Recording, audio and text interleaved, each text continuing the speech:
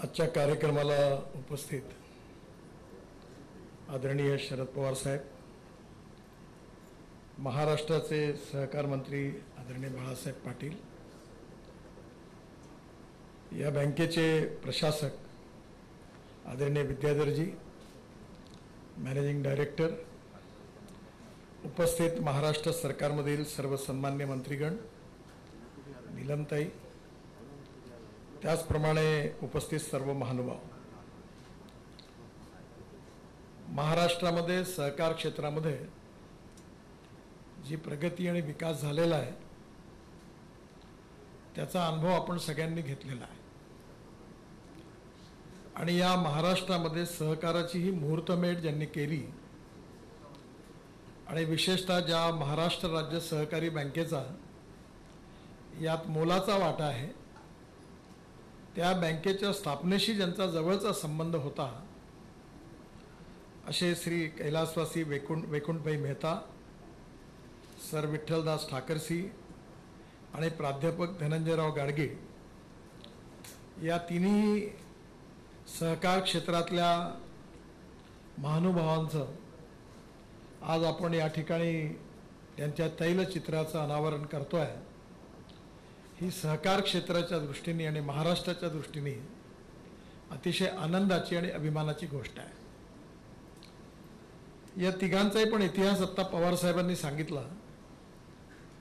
की त्यावेळच्या काळामध्ये अतिशय प्रतिकूल परिस्थितीमध्ये त्यांनी सहकाराचा मंत्र हा महाराष्ट्राला दिला आणि त्यामधूनच सहकारी बँकांची, सहकारी संस्थांची, साखर कारखानदारीची सुरुवात झाली आणि पाहता पाहता त्याचा वटवृक्ष झाला।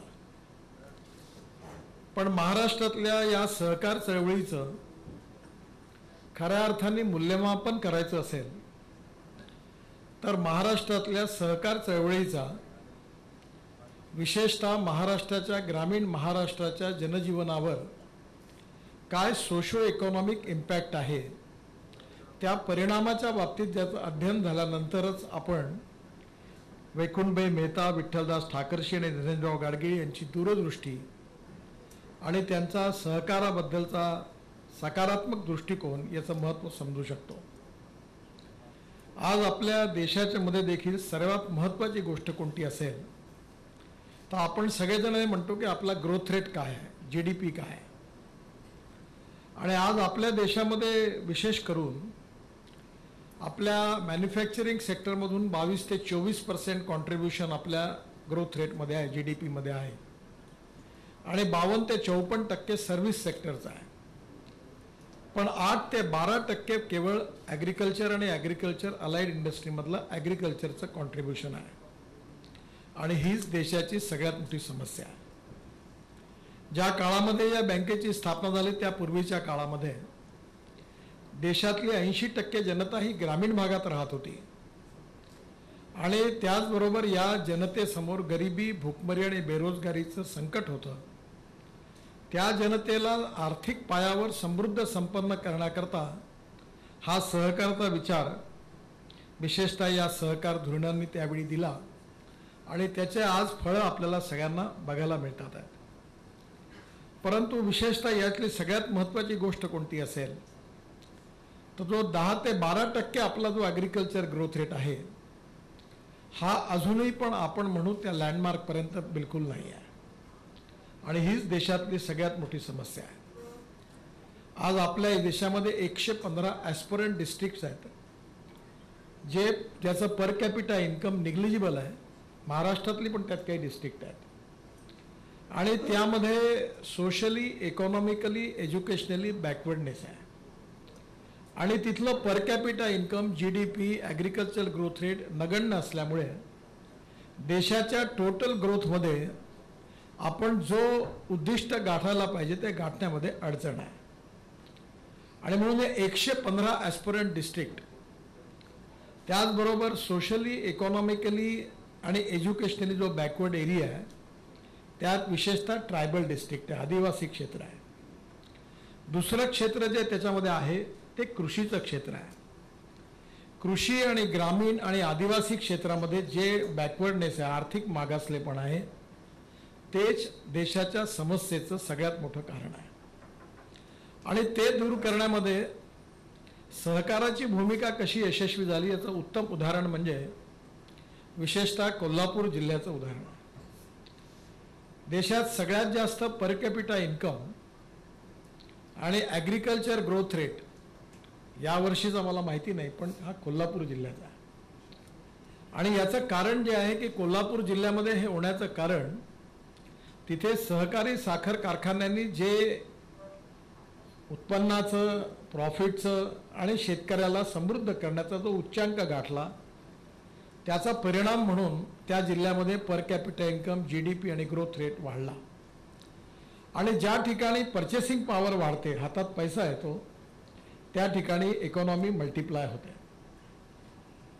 बाळासाहेबांना माझी एक आठवण सांगतो. मी एकदा कराडला आलो होतो सार्वजनिक बांधकाम मंत्री असताना, 95-97 सालची गोष्ट आहे. आणि कराडवरून मी पहिल्यांदाच सोलापूरला चाललो होतो. मला भाग नवीन होता. तर माझ्याबरोबर PWDचे चीफ इंजिनियर माझ्या प्रवासात गाडीत बसले होते. जाता जाता मी त्यांना सांगत होतो की या गावात पाणी पोहोचलं आहे. आणि सांगता सांगताना काही गावं, विशेषतः मला सोलापूर आणि सांगली जिल्ह्यात बरीच दुष्काळी गावं लागली. तर मी त्यांना सांगायचो की इथे पाणी पोहोचलं नाही, इथे पाणी पोहोचलं आहे. असं करत करत सोलापूरला जेव्हा मी उतरलो तेव्हा त्यांनी मला प्रश्न विचारला की साहेब एक प्रश्न तुम्हाला विचारू का. मी म्हटलं विचारा. त्यामुळे तुम्ही हे परफेक्ट सांगत होता की पाणी पोहोचलं आणि पाणी पोहोचलं नाही, तुम्ही हे कसं ओळखत होता. तर मी त्यांना सांगितलं की ज्या गावामध्ये मला बिल्डिंग दिसली, ज्या गावात दुकानात चहलपहल दिसली, ज्या गावात रेस्टॉरंटमध्ये गर्दी दिसली, त्या गावामध्ये पाणी पोहोचलं असा मी अर्थ काढला. आणि ज्या गावात तीनपटाच्या टपऱ्या होत्या, लोक रस्त्याच्या कडेला बसलेले होते, हॉटेलमध्ये जवळपास गर्दी नव्हती, ते सर्व गावं ओस पडल्यासारखे दिसले, त्या गावात पाणी पोहोचलं नाही असा मी निष्कर्ष काढला. तो बरोबर 100% खरा ठरला. पण पाणी पोहोचून नुसता उपयोग नाही आहे. आज पाणी पोहोचणं तर आवश्यकच आहे, कारण पाणी हाच सगळ्यात महत्त्वाचा मुद्दा आहे. पण पाणी पोहोचल्यानंतर त्या पाण्याचा उपयोग करून कृषीचं 2.5 पट उत्पन्न वाढवण्यात ज्यांना यश मिळालं, त्यांची समृद्धी आणि संपन्नता हेवा करण्यासारखी आहे. आणि म्हणून ज्यावेळी पुणे जिल्ह्यातून मी कोल्हापूरकडे जातो तेव्हा तिथली परिस्थिती बघतो, आणि जेव्हा विदर्भात जातो तेव्हा तिथली परिस्थिती बघतो, यातला खूप फरक आहे.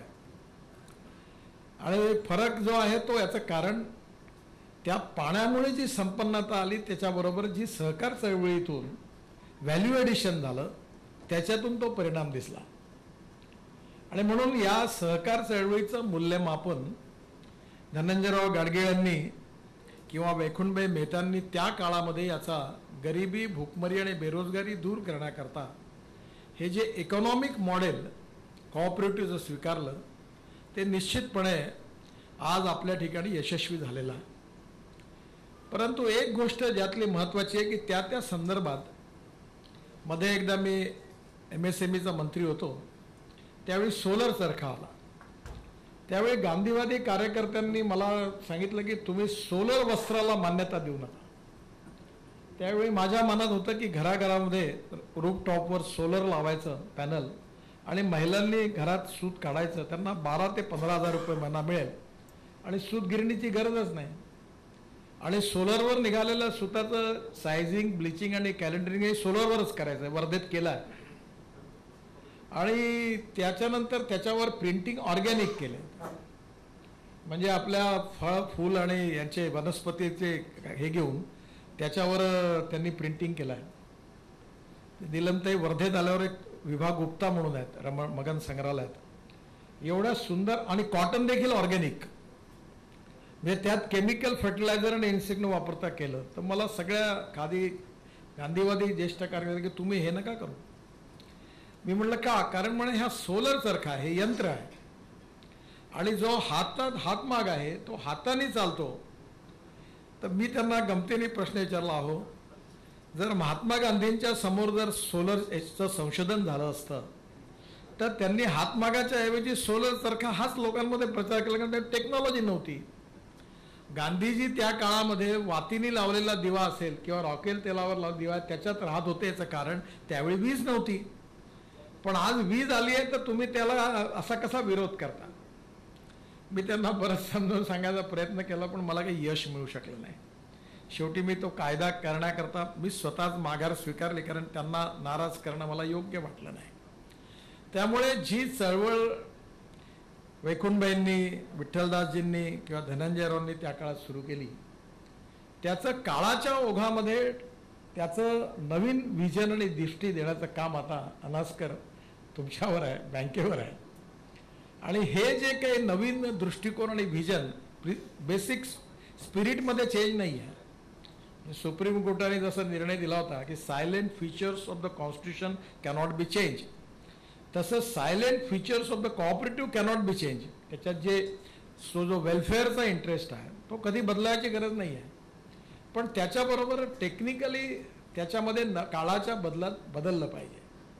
आणि म्हणून मी नेहमी आग्रहाने एक सांगतो की innovation, entrepreneurship, science, technology, research, skill आणि सक्सेसफुल प्रॅक्टिसेस याला आपण नॉलेज म्हणतो. आणि नॉलेज ही पॉवर आहे, हे वाघाचं दूध आहे. आणि म्हणून नॉलेजचा उपयोग त्या मुवमेंटला जर मिळत राहिला तर ती पुढे पुढे जात राहते. आणि त्याच्यानंतर ते जर नवीन स्वीकारणं बंद करतं तर ते संपून जाते. आर्ट आणि कॉमर्स कॉलेज खूप निघाले, BEd कॉलेज निघाले, DEd कॉलेज निघाले, पण त्याच्यानंतर इंजिनिअरिंग कॉलेज आणि मेडिकल कॉलेज, पॉलिटेक्निक कॉलेज, आता स्किल डेव्हलपमेंटचे कॉलेज उघडले तर ते ओस पडत चालले. त्याच्यामुळे काळाच्या बरोबर मुवमेंट चालली पाहिजे. स्पिरिट न बदलता ही जबाबदारी जी पिढी ज्याच्यावर काम करते त्यांनी केली पाहिजे. आणि आज मला विशेष करून बँकेलाही विनंती काय, मी कालच चांगली गोष्ट झाली त्याचा आज तुम्हाला पहिल्यांदाच सांगतो की आम्हाला दरवर्षी लाखो करोड रुपये लागतात. आणि कालच आमचा एक मोठा 20,000-18,000 कोटी ओव्हर सबस्क्राईब पैसे झाले. तर मला सांगितलं की हे कॅनेडियन पेन्शन फंडांनी घेतलं, हे ऑस्ट्रेलियन मॅक्वेरीने विकत घेतलं. तर मी थोडा वेळ थांबलो आणि मग मी सेक्रेटरीला सांगितलं की तुमच्या या सगळ्या बोलण्यात मी काही खुश नाही. तुम्हाला हिंदुस्थानच्या इतिहासात माझं नाव लिहायचं आहे का की मी 5 लाख कोटी रुपये Canadian fund, American fund, Singapore आणि मॅक्वेरा यांना दिले आणि मी पैसे उभे केले, रस्ते उभे केले. मला नाही लिहायचं, मला हा पैसा नाही पाहिजे. आणि मी काल आम्हाला सांगितलं की मी 8 दिवसात मला पॉलिसी बदलवून द्या.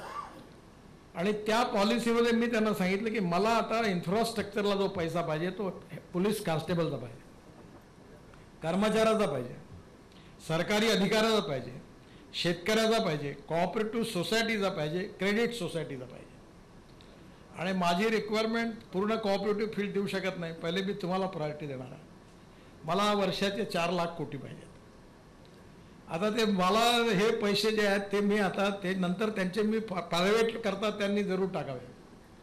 तर मी आता माझी तुम्हाला विनंती आहे की तुम्हाला गव्हर्नमेंट सिक्युरिटीत 5% मिळतात. बाळासाहेब आपलं मदत लागेल यांना, कारण कोऑपरेटिव्ह कमिशनर असा नंदी देव आहे का त्याच्या सहकार्याशिवाय काही हलू शकत नाही. त्याच्यामुळे आहेत ते, तर त्यांना तुम्ही सांगितलं तरच ते पुढे जाईल, नाही तर ते काही जाणार नाही. त्यामुळे यांना रिटर्न मिळतात 5%. आता मी 100% ओन बाय गव्हर्नमेंट आहे, NHI. आणि आमच्या याच्यात आम्ही AAA रेटिंग आहोत. गव्हर्नमेंटच्या पेक्षाही आमचं रेटिंग जास्त आहे. आमचं इन्कम आता 40,000 कोटी आहे वर्षाचं. पुढच्या 3 वर्षात आमचं इन्कम 1,40,000 कोटी पर वर्ष होईल. त्यामुळे पैशाची काही कमी नाही. तुमचं वापस करण्याचं 100% सिक्युअर्ड, रिस्क नाही आहे. तर आम्ही आता यांना 5%च्या ऐवजी 7% द्यायला तयार आहे.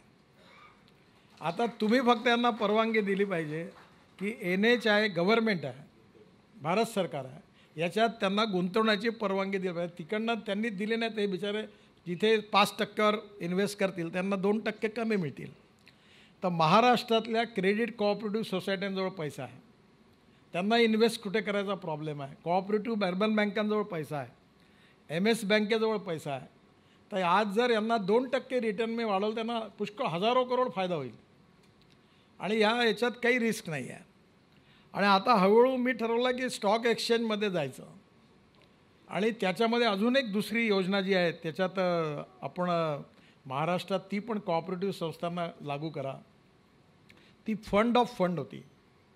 मी 20,000 कोटी रुपये फंड ऑफ फंड दिला आणि तो सहकार क्षेत्रालाही पण मिळू शकतो. आता राणेसाहेबांकडे तुम्ही जा, ते मंत्री आहेत त्याचे.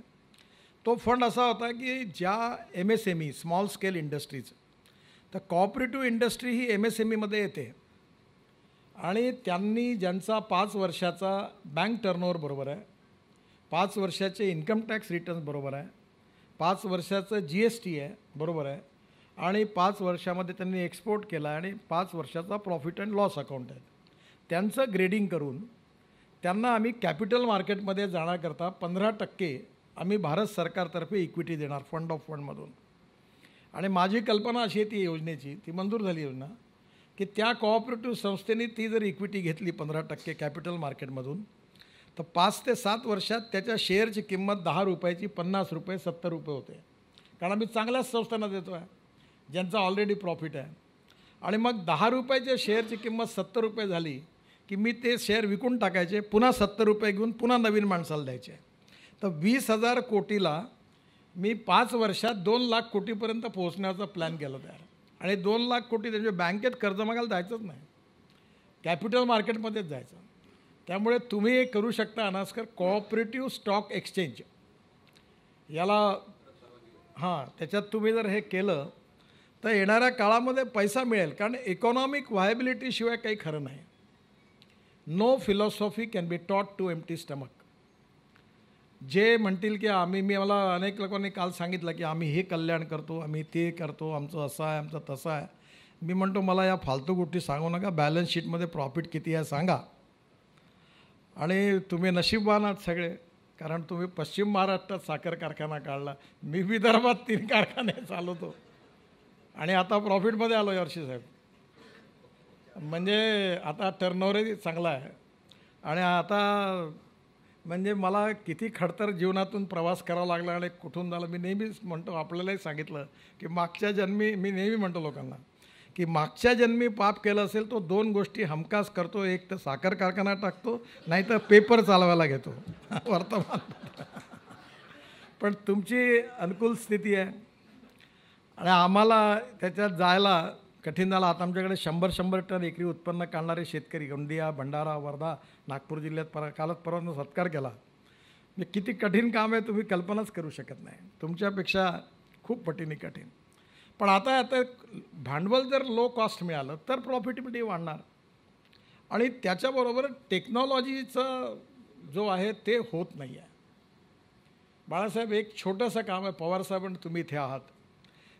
माझी विनंती आहे की महाराष्ट्रात परब साहेबांना जरूर विनंती करा की पश्चिम महाराष्ट्रातल्या सगळ्या जिल्ह्यात, पुण्यात ऑटो रिक्षा या 100% इथेनॉलवर चालल्या पाहिजे. याला परमिट द्या म्हणा. इथेनॉल शेतकऱ्याचं आहे. आणि परवा राजीव बजाज माझ्याकडे आला तर मी त्यांना सांगितलं होतं की आता स्कूटरही बनवली फ्लेक्स इंजिनवर, ऑटो रिक्षाही बनवली आहे. आणि त्याचा अर्थ असा की 100% पेट्रोल टाका किंवा 100% इथेनॉल टाका, दोन्ही अलाऊ आहे. आणि पुण्यात 3 इथेनॉलचे पंपही टाकले. प्रधानमंत्र्यांचं उद्घाटन झालं. आता तुम्ही कराड, सांगली, सातारामध्ये, आणि मी तुम्हाला एजन्सीही देतो, TVSची पण पाहिजे तर देतो, ते इथेनॉलवरच्या गाड्या आहेत, सेम आणि पेट्रोलपेक्षा चांगल्या आहेत. तर तुम्ही जे इथेनॉल तयार करतात ते तिथेच पंप लागतील. आणि हे जर झालं तर ते कारखानदारीची व्हायबिलिटी वाढेल. कारण आता तुम्ही 54 रुपयांनी जे 4% मोलॅसेस, सी मोलॅसेसचा रेट आहे, तेच इथेनॉल तुम्ही 62 रुपयाला विकाल.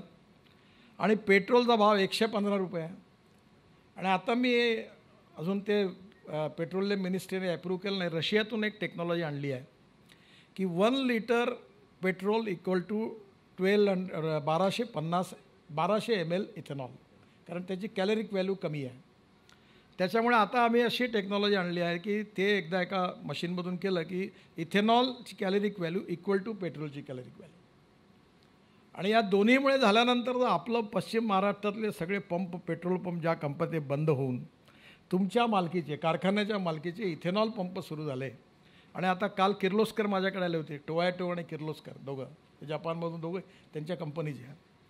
तर त्यांनी आता मी फ्लेक्स इंजिनच्या टोयॅटोच्या कार त्यांनी तयार केल्या, सगळ्या मॉडेल फ्लेक्स इंजिनचा अर्थ असा की 100% पेट्रोल और 100% इथेनॉल आणि युरो 6च्या इमिशन नॉर्मवर तयार झाले. तर आता BMW, मर्सिडीज सगळ्यांच्या, मीच ट्रान्सपोर्ट मंत्री आहे म्हणजे याच्यातला ॲथॉरिटी मीच आहे, म्हणजे माझ्याकडेच अधिकार आहे आणि मी आता फ्लेक्स इंजिन मॅन्डेटरी करणार आहे. त्यामुळेच नाही म्हणजे तुम्हाला पेट्रोल भाववाढी करता आंदोलन करण्याची गरजच नाही पडणार कारण 62 रुपयाचा भाव होऊन जाईल आणि शेतकऱ्याचं कल्याण होईल. इम्पोर्ट सबस्टिट्यूट, कॉस्ट इफेक्टिव्ह आणि पोल्युशन फ्री. ही एवढी गोष्ट जी आहे याच्यात टेक्नॉलॉजीचं सहकारामध्ये मॅक्झिमम प्रमाणात ती कशी येईल आणि याच्यामध्ये कठीण आहे काम. लोकांचा विश्वास बसत नाही आउट ऑफ बॉक्स थिंकिंगला. मी साहेबांना मागे एकदा साखरेपासून डिटर्जंट तयार केलं. आमच्याकडे LIT म्हणून इन्स्टिट्यूट आहे, Laxminarayan institute of technology, IIT स्टँडर्डची आहे. ते गोगटे नावाचे सायंटिस्ट आहेत, त्यांनी खूप वेळेला मला सगळे हसायचे. मुलंही घरात मला माझ्या मागे बोलायचे की हे काहीतरी नवीन आणतात. आणि तुम्हाला सांगतो एवढं सुंदर साबण तयार झाला आहे की आता मी सध्या आम्ही तुम्हाला देऊच शकत नाही कारण मी सगळं एक्सपोर्ट करायला सुरुवात झाली. आता रशिया तुम्ही वापरला आहे म्हणजे फेस वॉश, हेअर वॉशपासून सगळं साखरेपासून तयार झालं आणि आता जेवढं आमचं प्रोडक्शन आहे तेवढं सगळं एक्सपोर्ट आहे. आता रशियात फॅक्टरी टाकायची आहे, साखरेपासून साबण करायची. त्यामुळे साखरेचं भविष्य माझ्या हिशोबाने चांगलं नाही. ब्राझीलमध्ये जर तकलीफ झाली तर आमची तब्येत चांगली राहील आणि ब्राझीलमध्ये उत्पादन वाढलं तर आमचं इकडे गळल्याशिवाय राहणार नाही कारण ओव्हर प्रोडक्शन आहे. आणि म्हणून टेक्नॉलॉजी जी आहे त्याचा उपयोग करून डायव्हर्सिफिकेशन होण्यामध्ये कॉपरेटिव्ह क्षेत्र जिवंत राहणार आहे. Financial diversification and technical diversification in agriculture. आणि यात दोन्ही गोष्टी जर आलं तर हे जे स्वप्न आहेत वैकुंठबाईंचं की सहकार चळवळी वाढत गेली पाहिजे, त्यात इकॉनॉमिक व्हायबिलिटी, प्रॉफिट झाल्याशिवाय काहीच होणार नाही. आणि प्रॉफिट मिळवण्याकरता टेक्नॉलॉजी पाहिजे नवीन नवीन आणि ते कॉपरेटिव्ह चळवळ जी आहे ती काळाच्या अनुरूप बदलली पाहिजे. आणि तुम्हाला पटो किंवा न पटो कॉर्पोरेटशी आणि प्रायव्हेट सेक्टरशी कॉम्पिटिशन ही तुम्ही टाळूच शकणार नाही. आणि त्याच्यामुळे स्वाभाविक आता आमचं एक कॉपरेटिव्ह स्टोअर आहे नागपूरला. आमच्या ह्याचा कॉपरेटिव्ह स्टोअरचा टर्नओव्हर 60 कोटी रुपये आहे. भरपूर प्रॉफिट आहे, चांगला प्रॉफिट आहे. आम्ही सगळे कॉपरेटिव्हमध्ये मी त्याचा फाउंडर आहे. पण आता आमच्या स्टोअरच्या समोर रिलायन्सने स्टोअर चालू केलं. आता आता 4 स्टोअरनी त्याच्याकडे चालू होतं. तर त्याच्या स्कीम जो त्यांनी दिल्या त्या स्कीम जर आम्ही नाही दिल्या, ती जर तेवढं फॅसिनेट तर ते आमच्याकडनं गिऱ्हाईक पळून जातील. त्याच्यामुळे काळाच्या ओघात त्याच्याबरोबर टक्कर देणारी कॉम्पिटिशन केलं तर आम्ही टिकून राहू, नाही तर नाही टिकणार. आणि त्यामुळे येणाऱ्या काळामध्ये जो स्पिरिट आपल्याला वैकुंठबाईंनी दिलं, धनंजयराव गाडगिळांनी दिलं, तो मंत्र सहकाराचा काळाच्या ओघात बदलवत आणि टेक्नॉलॉजीने परिपूर्ण करून पुढे जाईल तेव्हाच खऱ्या अर्थाने यश मिळणार आहे. आणि त्यात MS कोऑपरेटिव्ह बँक म्हणजे याचं तुमचं सगळ्यात मोठं कॉन्ट्रीब्युशन आहे. आणि येणाऱ्या काळामध्ये नक्कीच urban cooperative bank, reserve bank, मला माहिती आहे मला तर गव्हर्नर साहेबांची भेट होणार आहे माझी, तर मी नेहमी त्यांना समजावून सांगतो. पण एक खूप मोठी साहेब अडचण आहे की गुजरात आणि महाराष्ट्राच्या पलीकडे भारतात कोऑपरेटिव्ह हे माहीतच नाही लोकांना. मी एकदा प्रणव मुखर्जी वित्तमंत्री असताना मला तुम्ही आला होता त्यावेळी, तर त्यांच्याकडे गेल्यावर त्यांना मी कोऑपरेटिव्ह बँका सिक्युअर डिपॉझिट असं, तर ते म्हणाले क्या बोल रहे नितीन है ये ऐसाच, इतनी बैंक में इतना पैसा है, इतना लोगों का विश्वास है. म्हटलं हां. त्यामुळे कोऑपरेटिव्हमध्ये जे बिहार आणि UP किंवा अन्य भागात आहे ते तिथे खूप अडचणी आहेत. त्यामुळे ओव्हरऑल दिल्लीतल्या प्रशासकांची भूमिका कोऑपरेटिव्हबद्दल त्यांनी चांगलं फार कमी बघितलं आहे, वाईट जास्त बघितलं आहे. त्यामुळे ही इमेज देखील खूप मोठ्या प्रमाणावर आपल्या चांगलं काम झाणाऱ्या संस्थांमुळे बदलू शकते आणि टेक्नॉलॉजीमुळे इकॉनॉमी बदलू शकते आणि त्यातून महाराष्ट्राचं आणि देशाचं चित्र बदलू शकतं. कारण आत्मनिर्भर भारतामध्ये 18 ते 20% ॲग्रिकल्चर ग्रोथ रेट गेल्याशिवाय आपण वर्ल्डमधली बेस्ट इकॉनॉमी नाही बनू शकत. आणि आता बाकीच्या सेक्टरमध्ये आपण दौडत चाललो आहे. ॲटोमोबाईल सेक्टरचा ज्याचा माझ्याकडे चार्ज आहे, म्हणजे 7.5 लाख कोटीची इंडस्ट्री 5 वर्षात 15 लाख कोटीची होणार आहे. आपल्या इथे बजाज, हिरो आणि TVS यांचे 2 व्हीलर 50% प्रोडक्शन एक्सपोर्ट होत आहे. आणि आता इलेक्ट्रिक आणि हायड्रोजन, ग्रीन हायड्रोजन. तुम्ही पहिले आता ग्रीन हायड्रोजनवर पण एक सेमिनार घ्या.